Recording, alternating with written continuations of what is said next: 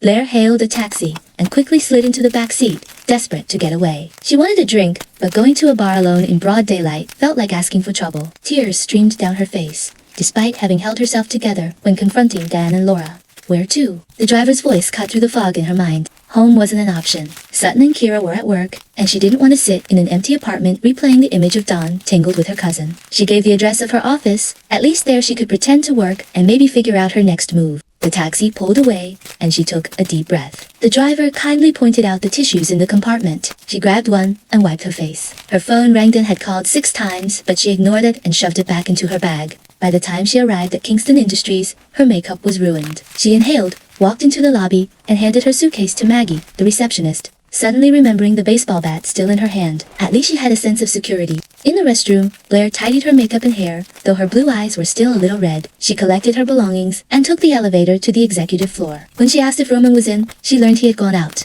She didn't have to face him yet, and relief washed over her. Sitting at her desk, the world felt torn in two. How could Dawn and Laura do this? She recalled their childhood and thought everyone had grown up. But reality hit her like a punch. She stuffed her engagement ring into the drawer and went for a drink.